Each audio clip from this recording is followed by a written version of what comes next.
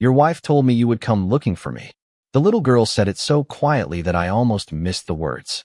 But I heard them. Every one of them. I had been standing in the cold for less than a minute. Yet suddenly, I couldn't feel the December wind against my face. My name is Nathaniel Callahan. Most people in my city knew me as Nate, but there were very few people who had ever been brave enough to say it without hesitation. I had spent years building a reputation that made rooms fall silent when I entered them. That night, none of it mattered. Not when I saw the silver pocket watch in the girl's small hands. I knew that watch. I had given it to Evelyn on our 5th anniversary. She had laughed when she opened the box because she said it was far too old-fashioned for her. Then she had kissed my cheek and told me she would keep it forever. She kept that promise. At least, until the night she died. Now it was sitting in the hands of a 10-year-old street vendor beneath a flickering storefront light. The girl stood behind a folding table covered with handmade bracelets, paper flowers, and little wooden charms. Her coat was 2 sizes too big, and a knitted blue hat covered most of her light brown hair. She watched me carefully, as if she had already decided that men in expensive black coats were not to be trusted. "Where did you get that?" I asked. My voice sounded different to my own ears. "Too careful." The girl looked down at the watch. "A woman gave it to me." "What woman?" She hesitated. "She told me not to tell strangers." I almost smiled at that. Evelyn had always taught people to be careful. Even when she was gone, somehow, she was still doing it. I crouched slowly so I wouldn't tower over the girl. "I'm not a stranger," I said. "My name is Nate." Her eyes narrowed. "Nate Callahan?" My heart stopped for a beat. "Yes." She reached beneath the table and pulled out a small cardboard box. "Then I think this belongs to you." She opened it. Inside was a folded piece of paper. My hands went cold before I even touched it. I knew the handwriting, the slight curve of the letters, the way Evelyn crossed. Her T's. I had seen that handwriting on grocery lists, birthday cards, notes left beside my coffee, and the last letter she ever wrote to me. I had read that final letter so many times that I could still remember every line. But this was different. This note had never been in my house. I unfolded it carefully. There were only 7 words. "If Nate finds her, tell him everything." I looked at the little girl. She was staring at me now, no longer afraid. Almost as if she had been waiting for this exact moment. "Who is she?" I whispered. The girl glanced toward the crowded street behind me, then back at my face. "I don't know," she said. "But she told me she used to be your wife." The words stayed with me long after the little girl stopped speaking. She stood behind that folding table beneath the weak storefront light, watching me as if she were waiting to see whether I would believe her. I looked down at the pocket watch again. The silver case was scratched along one edge, exactly where I had dropped it years ago while helping Evelyn move a stack of books in our old apartment. She had teased me for weeks about being careless with expensive gifts. I had never told anyone about that scratch. I closed my fingers around the watch, then looked back at the girl. "What was her name?" I asked. The girl shrugged. "She never told me." "What did she look like?" "She had dark hair. She wore a green coat most of the time." My chest tightened. Evelyn had owned a green wool coat. I remembered it because she wore it during the winter we met. She used to say the color made gray city streets look less lonely. "How long have you known her?" I asked. The girl glanced at the bracelets on her table. "A few months." "And she gave you this?" "Not at first." Her fingers moved nervously over a row of colored beads. "She came here a lot. Sometimes she bought things. Sometimes she just sat and talked." I looked around the sidewalk. People moved past us carrying coffee, shopping bags, and umbrellas. Cars rolled through the wet street. Everything looked completely ordinary. Yet I felt as if the entire city had shifted beneath my feet. Evelyn had been gone for almost 6 years. I had spent those years believing that the last conversation we had was the one that mattered. Now a child was standing in front of me with something that belonged to her. "Why did she give it to you?" I asked. The girl looked directly into my eyes. "She said I would need it if you ever found me." That answer frightened me more than anything else she had said. Not because of the words themselves, but because Evelyn had known I might come looking. I had never told anyone that I had spent years trying to understand the final months of her life. I had never told anyone how many unanswered questions I carried. "What did she call you?" I asked. "Lily." "Lily what?" She paused. "Lily Bennett." I repeated the name silently. It meant nothing to me. No family connection. No familiar memory. Nothing. And yet Evelyn had somehow known this child.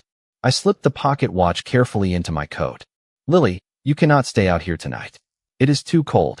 She immediately shook her head. I am fine. I believe you are trying to be brave. Her expression softened for just a second. She said you would say that. I froze. She told you things about me? Lily nodded. She said you would ask too many questions. She said you would look angry when you were actually scared. For the first time that night, I almost laughed. Evelyn had known me better than anyone. Even after 6 years, she still knew exactly what I would do. I looked at Lily again and noticed something I had missed before. Around her neck was a thin blue ribbon holding a tiny brass key. What does that open? I asked. Lily touched the key. She told me never to use it unless you showed me the watch. I slowly pulled the pocket watch from my coat. Lily looked at it, then at the key. You showed me, she whispered. So I think it is time. She reached beneath the table again and pulled out a small wooden box. My heart began to pound. I knew that box. Evelyn had owned one exactly like it. Lily placed it on the table between us. She told me this was the part you were going to hate. The part one was going to hate? I repeated. Lily nodded. She placed the wooden box between us and carefully turned the tiny brass key in its lock. The lid opened with a soft click. Inside was a photograph, an old envelope, and a folded green scarf that I recognized immediately. Evelyn had worn that scarf on our first winter together. I reached for it, then stopped. My hand hovered above the box. 6 years disappeared in one breath. I could almost hear her laughing in our kitchen, complaining that I never noticed when she changed her hair, even though I always did. She kept this. I whispered. Lily looked at me. She said you would remember. I picked up the photograph. My fingers tightened around its edges. It showed Evelyn standing beside a woman I had never seen before. They were outside a small brick building with a blue awning. Evelyn was smiling, but it was not the smile I remembered from photographs taken during our marriage. This smile was cautious, protective, like she knew someone might be watching. I turned the photograph over. There was a date written in Evelyn's handwriting. June 18th, 6 years ago. I stared at it. My wife had supposedly died in April of that year. I checked the date again. June 18th, 2 months after her funeral. Where was this taken? I asked. Lily shook her head. I do not know. Who was the woman? I do not know that either. I looked at the envelope. My name was written across the front. Nathaniel, not Nate. Evelyn only used my full name when something mattered. I opened it slowly. There was one sheet of paper inside. The message was short. If you are reading this, then Lily trusted you. Please do not punish her for what I kept from you. She has done nothing wrong. The truth is not where you think it is. I read it twice, then a third time. My mind searched for an explanation, but every possibility led back to the same impossible question. Why had Evelyn been alive after I believed she was gone? Did she ever tell you where she lived? I asked. No. Did she tell you about me? Lily nodded. She told me you were kind before you became lonely. I looked away. That sentence hurt more than I expected. I had spent years convincing myself that loneliness was simply the price of survival. Evelyn had apparently seen it differently. What else did she tell you? Lily hesitated. She said you would be angry when you learned the truth. I am not angry with you. She did not say I would make you angry. Lily reached into the box and pulled out another photograph. This one was smaller. She placed it in front of me. I recognized the street immediately. It was the same neighborhood where we were standing. The same blue awning appeared in the background. Evelyn was there again. But this time, she was holding a baby. I could not move. I could not speak. Lily watched my face carefully. That is the woman from the first picture, she said. She was with Evelyn. I stared at the photograph until the details blurred. Then I noticed something written in the corner. A single sentence. He cannot know yet. My breathing slowed. 6 years of unanswered questions had suddenly become one question that mattered more than all the others. Who was Evelyn protecting from me? The question followed me as I drove Lily away from the sidewalk. Who was Evelyn protecting from me? I kept looking at the photograph resting on the passenger seat, the one showing my wife holding a baby outside the blue awning. The date was still June 18th, 2 months after everyone had told me she was gone. Lily sat quietly beside me, both hands wrapped around the wooden box. She did not ask where we were going. She did not ask why I had gone silent. Somehow, she understood that the answers were bigger than either of us. I drove to an old townhouse I owned on the quieter side of the city. It had once been one of Evelyn's favorite places. She used to call it our little escape from the noise. I had not been there in years. When we stepped inside, the house smelled faintly of cedar and dust. I turned on the lights. Lily looked around with careful curiosity. Did she live here? She asked. Sometimes. I walked toward the study and opened a cabinet I had not touched since the year Evelyn died. Inside were old files, photographs, receipts, and letters. I started searching for anything connected to June 18th. Nothing. Then I found a small leather notebook. Evelyn's handwriting covered the first few pages. Most of it was ordinary. Grocery lists, appointments, notes about books she wanted to read. Then the entries became shorter, more careful. One line made me stop. If something happens to me, do not trust the story they give you. I read it again. Lily stood behind me. Is that her writing? She asked. Yes. I turned another page. There was a name. Margaret Bennett. I had never heard it before. Under the name was an address in the same neighborhood where I had found Lily. My pulse quickened. Do you know Margaret Bennett? I asked. Lily's face changed. That was her name. I looked at her. The woman who gave you the watch. Lily nodded. She told me not to say her name until you found me. I sat down slowly. The woman in the photographs had a name now. Margaret Bennett. But there was still one question. Why had Evelyn trusted her? I searched the notebook again and found a folded receipt tucked between two pages. It was from a small photography studio. The date was June 18th. I remembered that date because it had been marked in Evelyn's old calendar with one word, promise. I looked at Lily. Did Evelyn ever mention a promise? Lily nodded. She said she made one to your family. My stomach tightened. What family? Lily opened the wooden box and removed the photograph again. She pointed to the baby in Evelyn's arms. She said that baby was the reason she had to leave. I stared at the picture. The child was wrapped in a pale blue blanket. Around the baby's wrist was a tiny silver bracelet. I knew that bracelet. Evelyn had bought it years before we were married. She had once told me she wanted to give it to our first child someday. But we never had children. At least, that was what I had believed. I looked at Lily, and for the first time, I noticed how carefully she was watching me. Lily, I said quietly, how old were you when Evelyn first found you? She looked down at her hands. I was 4. 4. I looked back at the photograph. My mind began connecting pieces I did not want to connect. The baby, the bracelet, the hidden date, the woman named Margaret. Then Lily spoke again, almost in a whisper. She told me your name before she ever told me hers. She told me my name before she ever told me hers. I repeated Lily's words in my mind, trying to understand what they meant. I looked at the photograph again. The baby in Evelyn's arms seemed impossibly small, wrapped in that pale blue blanket, wearing the silver bracelet I remembered buying with Evelyn years before. I had carried that memory for so long that I could almost remember the little jewelry store where we found it. Lily, I said carefully, what did Evelyn call me? Lily looked at me. Nathaniel. My breath caught. Almost everyone called me Nate. Evelyn always used Nathaniel when she wanted my full attention. What did she tell you about me? I asked. Lily hesitated before answering. She said you were not the person people thought you were. I gave a quiet laugh, but there was no humor in it. That sounds like her. Lily reached into the wooden box again and pulled out a folded envelope. She said I should only give you this after you saw the photograph. My name was written across the envelope. Nathaniel Callahan. The handwriting was unmistakable. I opened it carefully. Inside was another letter, longer this time. Nathaniel, if you have found this, then the truth has finally caught up with us. I need you to listen before you decide what to believe. The night you were told I died, I was already trying to protect someone you never knew existed. I did not leave because I stopped loving you.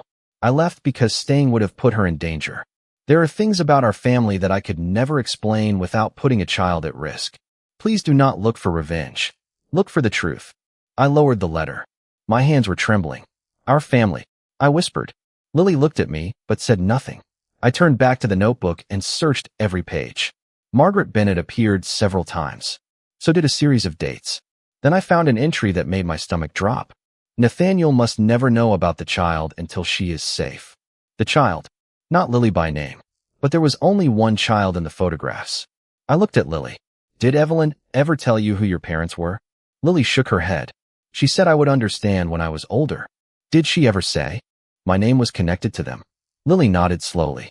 She said your family was connected to everything. I stood and walked toward the window. Outside, the city lights reflected across the wet street. For 6 years, I had believed Evelyn's death had ended one chapter of my life.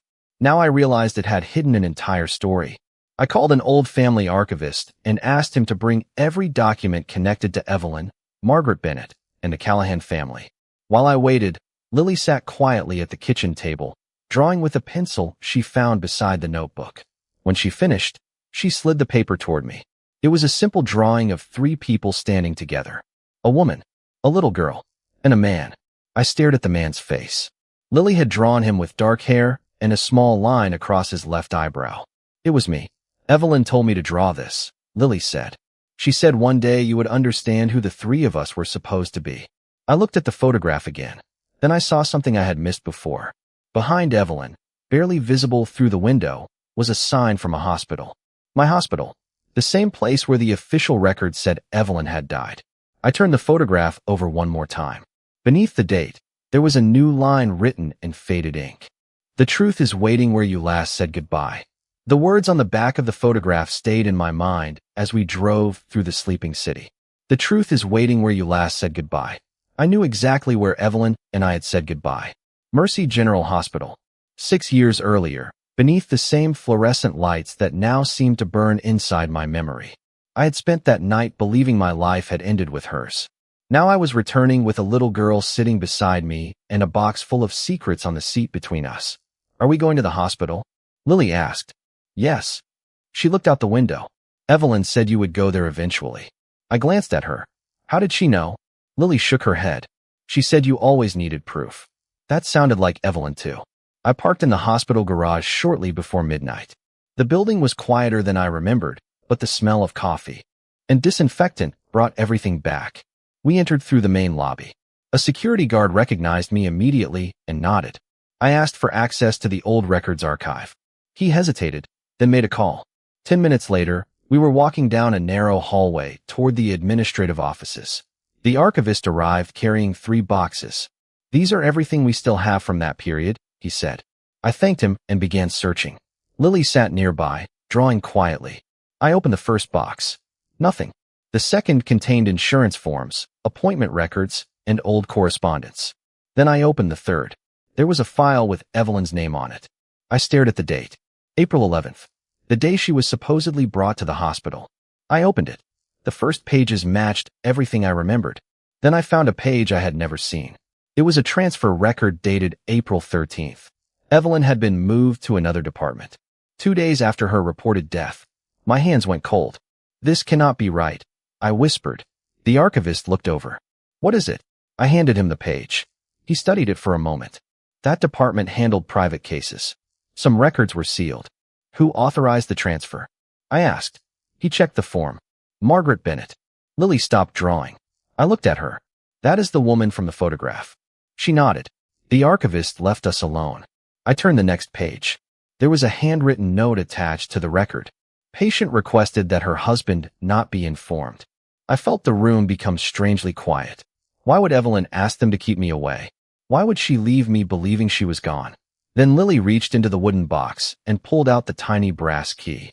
Maybe this tells us, she said. I looked at it. A number was engraved on the side. 17. I remembered something. At Mercy General, private patients once had numbered storage lockers in the old basement archive. Locker 17 had belonged to Evelyn. We went downstairs. The hallway was dark and almost empty. I found the row of old lockers behind a locked glass door. The key fit the first try. Inside was a small envelope and one final photograph. I pulled it out. Slowly, Evelyn was standing beside Margaret. In her arms was the same baby from the earlier picture. But this time, there was something different. On the baby's blanket was a handwritten name. Lily. I looked at the little girl beside me. She had gone completely still. That is me, she whispered. I turned the photograph over. Evelyn had written only one sentence. Nathaniel, she is the reason I had to disappear. The sentence on the back of the photograph changed everything I thought I knew. Evelyn had not disappeared because she wanted to leave me. She had disappeared because she was protecting Lily. But protecting her from whom? I looked at the little girl standing beside the old locker, her face pale beneath the basement lights. She was staring at the photograph as if she were seeing herself in the past for the first time. Do you remember this place? I asked. Lily shook her head. No. Evelyn never brought me here. I folded the photograph carefully and placed it back inside the envelope. Then why did she leave this here? Lily looked at the box. She said you would know what to do. I almost smiled. Evelyn had always believed I could solve anything if I had enough information. She had never understood that some truths were too painful to find. I opened the envelope again and discovered another sheet hidden behind the photograph. It was not a letter. It was a list of names. Margaret Bennett was at the top. Beneath her were 3 names I recognized immediately. They were people who had worked closely with my family for years. Trusted people. People Evelyn had once welcomed into our home. At the bottom of the page was a single sentence. One of them knows what happened. I stared at the words. The hospital had not lost Evelyn's records. Someone had deliberately separated them. Someone had wanted the truth buried. But the note did not tell me who. I took out my phone and called the one person I still trusted to examine old family records without asking questions. His name was Daniel Brooks.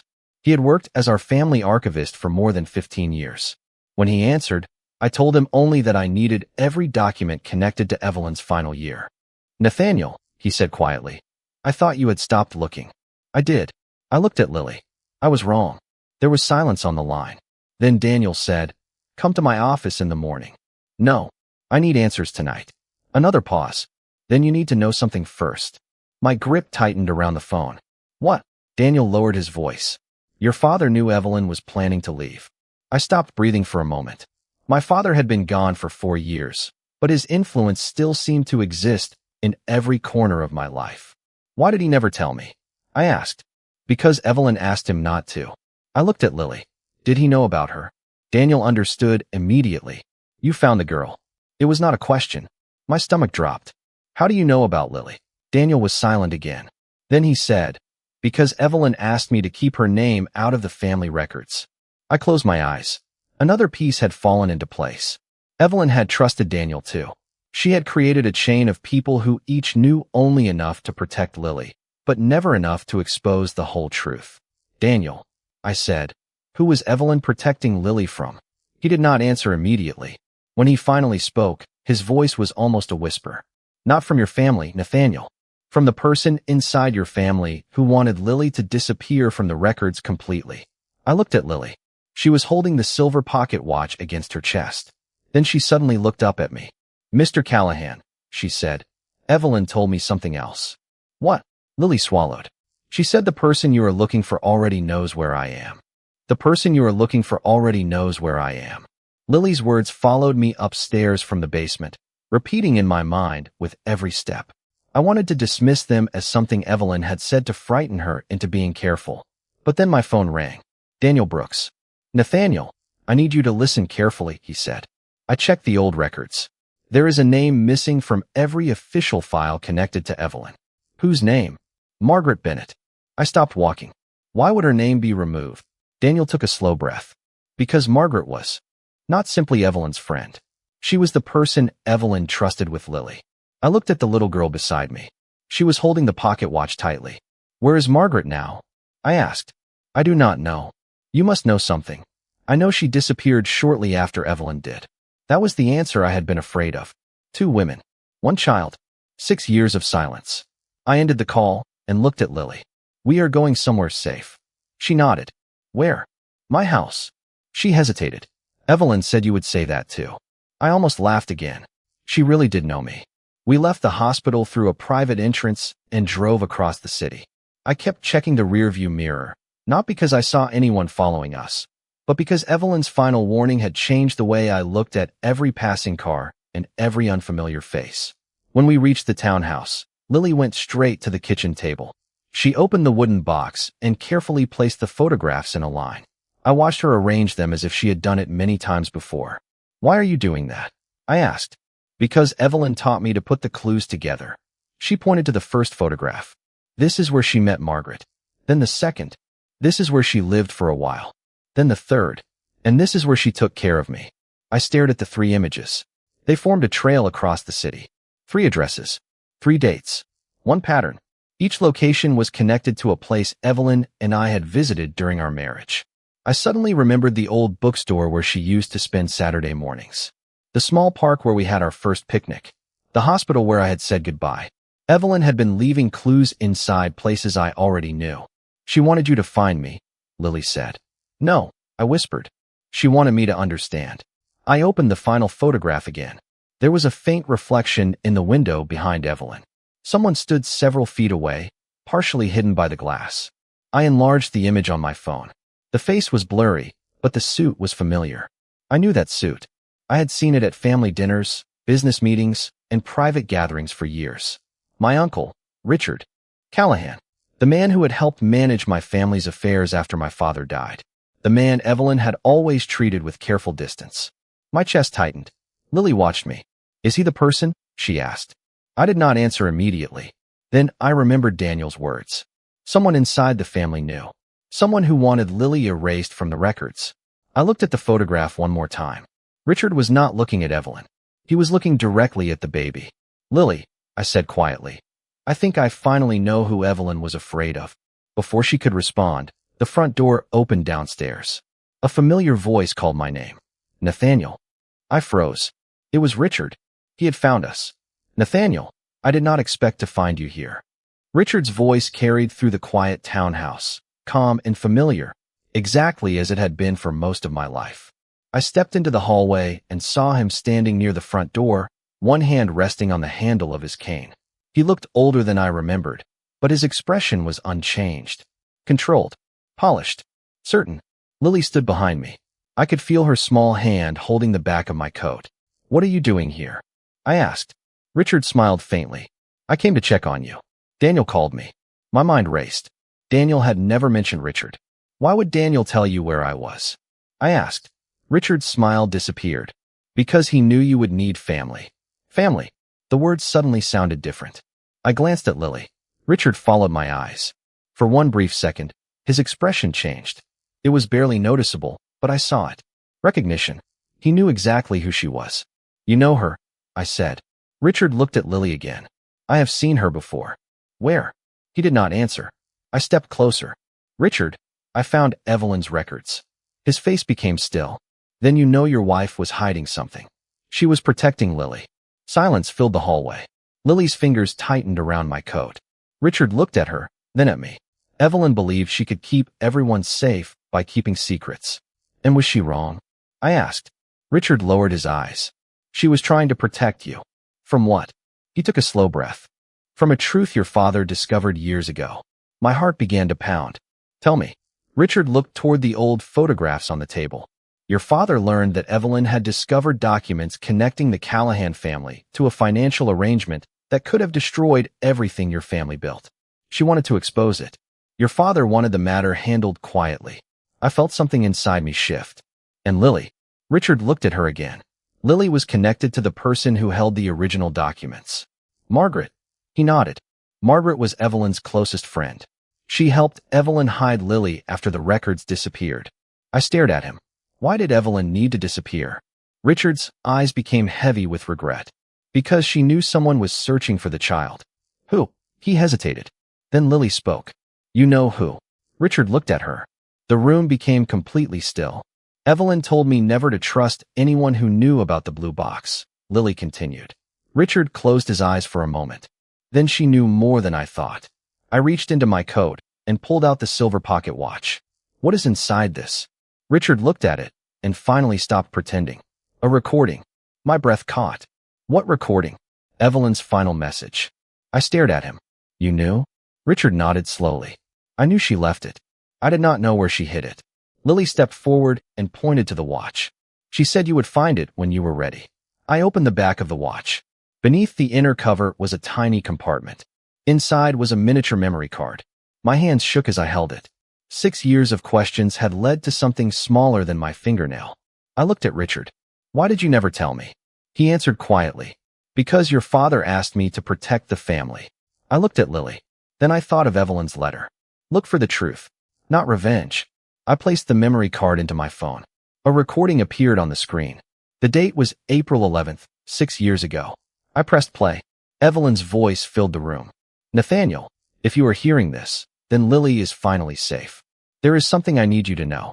I did not leave you because I stopped loving you. I left because I discovered that the person I trusted most was not who I believed he was. I looked at Richard. He lowered his head. Evelyn continued. And Nathaniel, please remember this. The person who betrayed us is not the person standing in front of you.